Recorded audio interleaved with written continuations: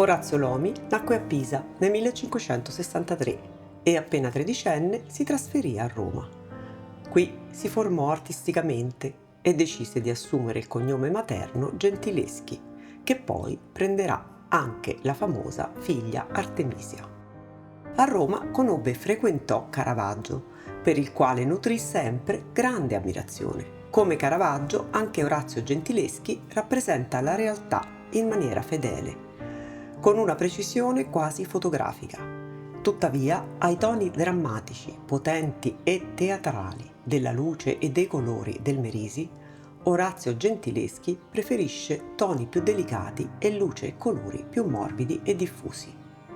Questi caratteri della pittura di Orazio Gentileschi sono ben rinvenibili nei suoi dipinti sul tema del riposo durante la fuga in Egitto della Santa Famiglia. Ho detto dipinti perché Orazio Gentileschi dedicò a questo tema 4 tele che presentano tra loro solo piccole differenze. I quadri sono conservati a Birmingham, a Parigi e a Vienna in collezioni museali e a Mantova in una collezione privata.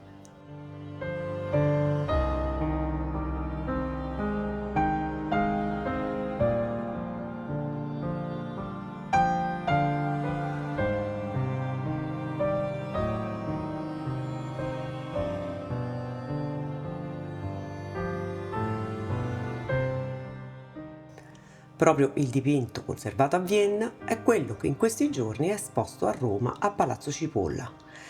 E forse è quello di maggiore e più immediato impatto estetico e scenico. A mio avviso, tuttavia, il dipinto più completo e interessante sul piano iconografico è quello conservato nel museo di Birmingham, di cui vi parlerò in questo video. La fuga in Egitto della Sacra Famiglia è raccontata dal Vangelo di Matteo e dai Vangeli apocrifi.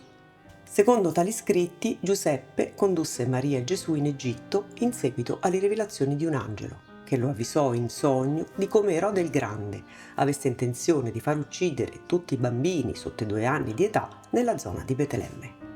Il re Erode, appreso dai magi della nascita del re dei Giudei, temeva infatti di essere spodestato ed ordinò la strage degli innocenti. Giuseppe, avvertito in sogno da un angelo, si alzò nella notte, prese il bambino e sua madre per dirigersi sulla via dell'Egitto. Gentileschi raffigura quindi una famiglia di profughi che non hanno più una casa, non hanno più un focolare domestico dove crescere il figlio. Tutto intorno alla Sacra Famiglia vi è solo desolazione.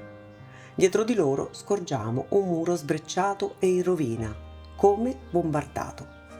Un cielo che soprattutto nella parte destra è denso di nuvoloni scuri e minacciosi. La famiglia ha viaggiato per molte ore durante quella notte. Ora albeggia e bisogna fermarsi per riposare. Giuseppe scarica il rozzo sacco di tela in cui poche ore prima ha stipato poche cose, quelle più necessarie, e ne fa un giaciglio. Fuggire di corsa con i soli abiti che si hanno indosso. Il bambino non ha nemmeno quelli. Gli abiti di Giuseppe e di Maria sono quelli di una qualsiasi modesta famiglia del Seicento.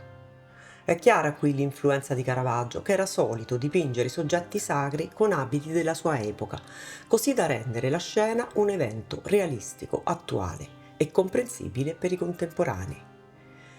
E anche per noi è facile la trasposizione di questa scena nel presente, un presente in cui quotidianamente vediamo scenari di guerra, con famiglie disperate, in fuga dalle macerie delle proprie case.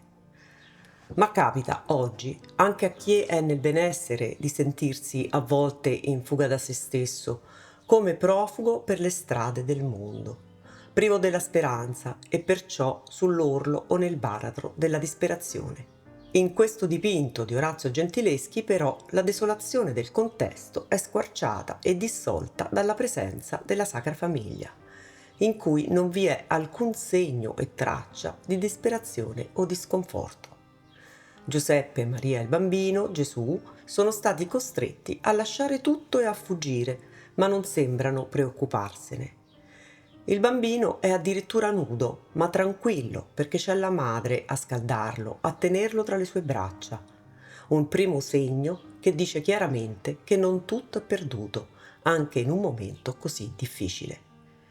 E in effetti si scorge in lontananza una luce all'orizzonte, proprio dietro il muro crollato. C'è il padre, Giuseppe, amorevole e infaticabile nella difesa e custodia della propria famiglia, fino allo sfinimento. Dopo tanto camminare, i tre si sono fermati per riposare. Il bambino deve essere allattato. Giuseppe, barba e capelli un po' arruffati, forse per la polvere della strada, ha trovato un riparo, ha legato l'asino e poi si è disteso a terra, cadendo in un sonno profondo. Così profondo che la testa gli si è rovesciata all'indietro ed è possibile vedere chiaramente la sua fronte segnata dalle rughe.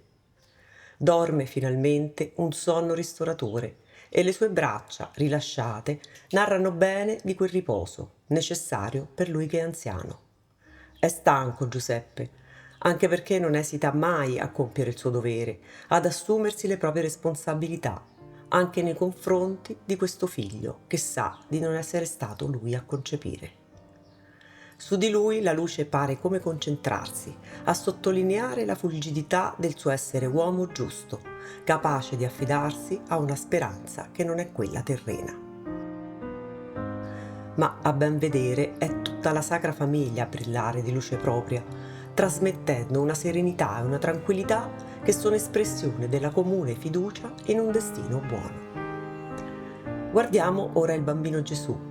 Ci accorgeremo che anche lui ci guarda e che con le sue piccole dita indirizza il nostro sguardo verso sua madre, come a dirci: anche quando sei in mezzo alla tempesta, alla distruzione, quando ti sembra di non avere più certezze, affidati a lei, a Maria. In lei troverai un sicuro rifugio. È un atto di affidamento che rivedremo sul Calvario, quando Gesù dalla croce affiderà l'umanità intera a Maria, dicendo a Giovanni: ecco tua madre. Un ultimo particolare. Come affacciato dalla breccia del muro, vediamo l'asino, che è un elemento distintivo del dipinto conservato nel museo di Birmingham. Non compare infatti negli altri 3 dipinti di Orazio Gentileschi sullo stesso tema della fuga in Egitto.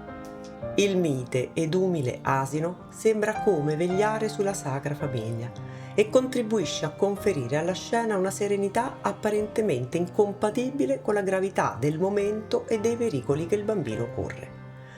Anche l'asino è prefigurazione del destino di quel bambino. Ora lo sta accompagnando nella fuga in Egitto, ma anni più tardi proprio un asino sarà la sua cavalcatura nell'entrata in Gerusalemme, che preluderà alla sua morte e resurrezione.